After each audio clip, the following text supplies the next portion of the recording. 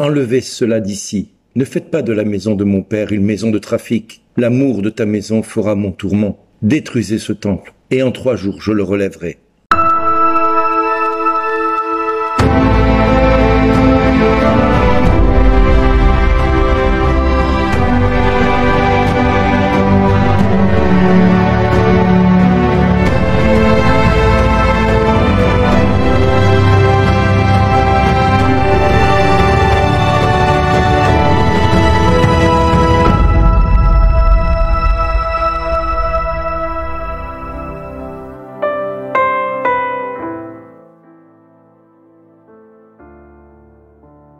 Bonjour les amis, c'est une fête universelle de l'Église. Pourtant nous devons nous souvenir que Dieu ne peut pas être contenu dans aucun édifice du monde. Même si depuis les temps anciens, l'être humain a toujours éprouvé le besoin de réserver des espaces qui favorisent la rencontre personnelle ou communautaire avec Dieu, au début du christianisme, les lieux de rencontre avec Dieu étaient des édifices particuliers, les maisons particulières, où les communautés se réunissaient pour la prière et la fraction du pain. La communauté réunie était comme aujourd'hui un temple saint, le temple saint de Dieu. Au fil du temps, nous avons pu voir au sein de l'Église des édifices apparaître un peu partout. D'abord dans l'Ancien Testament, nous avons eu la tente de la rencontre, et puis nous avons eu le temple de David. Et puis avec le passage de la persécution à la liberté religieuse sous l'Empire romain, eh bien, ont apparu toutes sortes de grandes basiliques, dont Saint-Jean de Latran, dont nous fêtons aujourd'hui, qui est la cathédrale de Rome. Saint-Jean de Latran, qui est aussi le symbole de l'unité de toutes les églises du monde avec l'église de Rome. Voilà pourquoi cette basilique arbore fièrement le titre d'église principale et de mère de toutes les églises. Son importance est donc même supérieure à la basilique de Saint-Pierre du Vatican, car en réalité, celle-ci n'est pas une cathédrale, mais un sanctuaire édifié sur la tombe de Saint-Pierre et lieu de résidence actuelle du pape, qui en tant qu'évêque de Rome a sa cathédrale dans la basilique de Latran. Nous ne devons pas perdre de vue que le lieu véritable de la rencontre de l'homme avec Dieu, le temple authentique, c'est Jésus-Christ.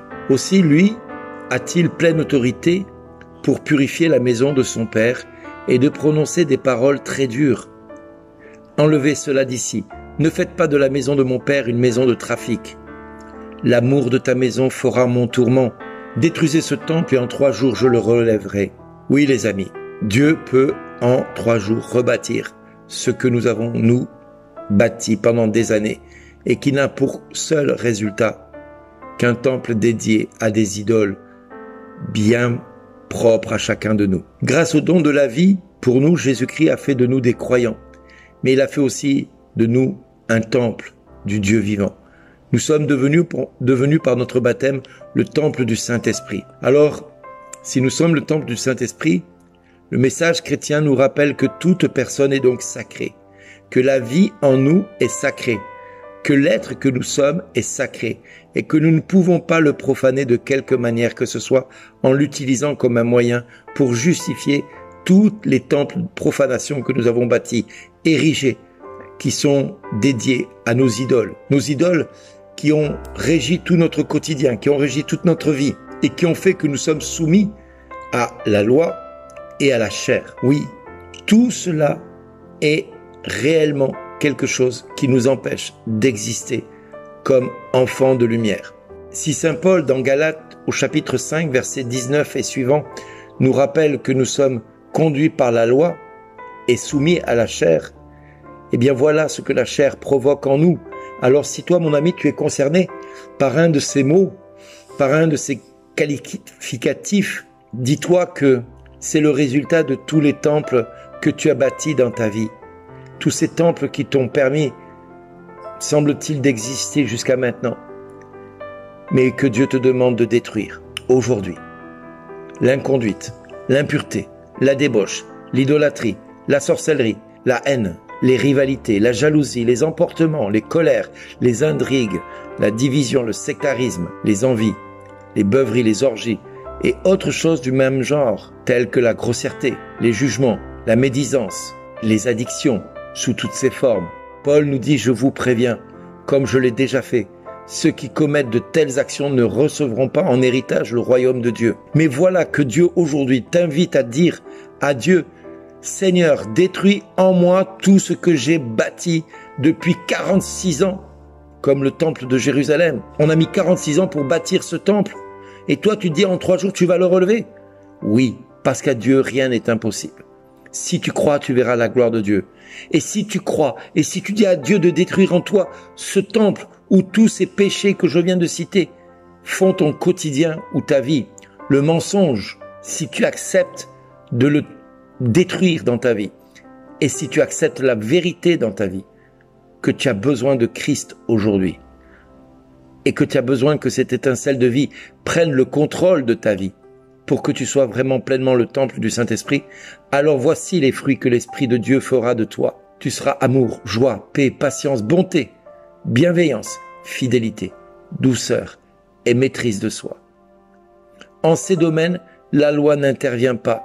Ceux qui sont au Christ Jésus, et tu en fais partie aujourd'hui, mon ami, tu as crucifié en toi la chair avec ses passions et ses convoitises. Tu te dois, ce n'est pas une demande, c'est une obligation d'enfant de Dieu de détruire en toi toutes ces passions et ces convoitises, tous ces péchés qui t'entraînent irrémédiablement vers la mort éternelle. À toi d'accepter que l'Esprit te fasse vivre.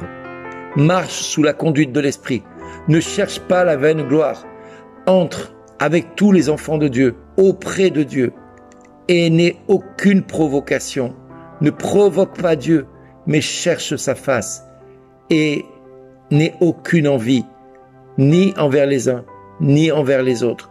Oui, détourne-toi de tout ce qui te tire vers le bas, et élève-toi pour vivre de la grâce de Dieu. Alors, quel que soit le temps que tu auras mis pour bâtir l'être que tu es aujourd'hui, rempli de tous ces péchés, rempli de toutes ces galères dans lesquelles tu es, de toutes ces angoisses qui polluent ta vie aujourd'hui, qui sont le résultat de tous tes péchés d'avant et d'antan. Oui, tu peux mettre à mort toutes tes angoisses, toutes tes peurs, toutes tes craintes, parce que tu vas renoncer à ce qui depuis des années font ton quotidien. Tu as bâti des idoles et des autels sur lesquels tu as célébré dans ta chair toutes sortes de péchés, toutes sortes de compromissions, toutes sortes d'actions qui t'ont tiré irrémédiablement vers le bas. Aujourd'hui, détruis cela et Dieu en 3 jours te relèvera. Sois-en sûr. Accepte le Christ dans ta vie aujourd'hui. Et avec moi, prions pour le pays, prions pour la France et rajoutons cette toute petite prière. Père très bon, Père très saint, en ce jour de gloire pour ton Église, viens détruire en moi tous les autels que j'ai dédiés à toutes les idoles de ma vie, toutes celles qui ont conduit ma vie à ce que je suis devenu aujourd'hui. Détruis en moi ce qui m'éloigne de toi, détruis en moi ce que moi je ne peux détruire. Je t'autorise, Père très bon, par la puissance de ton Esprit Saint, de changer mon cœur et ma vie, de changer mes pensées, de changer mes craintes en joie et en espoir, de transformer en moi tout ce qui m'éloigne de toi en action qui me rapproche de toi, en grâce qui me rapproche de toi. Oui, Père, au nom de Jésus, viens changer ma vie de la mort à la vie, du péché à la sainteté, du mensonge à la vérité, de l'orgueil à l'humilité, de la haine au pardon, du jugement à la miséricorde, pour que je sois de plus en plus le reflet de ta gloire. Oui, mon ami, toi, comme tous les tiens, vous êtes appelés à vivre et à vivre de sa gloire. Aujourd'hui, je t'invite maintenant à prier pour tous les tiens, pour notre pays, pour notre Église, qui depuis des décennies, des siècles, cherche une vaine gloire, alors que la gloire se trouve en Dieu, en toi, puisque nous sommes tous et toutes temple du Saint-Esprit, où en nous demeure l'étincelle de Dieu, l'étincelle de la vie. Et je prie maintenant pour mon pays que j'aime et que je désire voir aussi à ta suite, Père. Seigneur Jésus, aie compassion de la France. Daigne l'étreindre dans ton amour et lui en montrer toute ta tendresse. Fais que, remplie d'amour pour toi, elle contribue à te faire aimer de toutes les nations de la terre. Ô amour de Jésus, nous prenons ici l'engagement de te rester fidèle et de travailler d'un cœur ardent à répandre ton règne dans tout l'univers. Amen. Merci d'exister.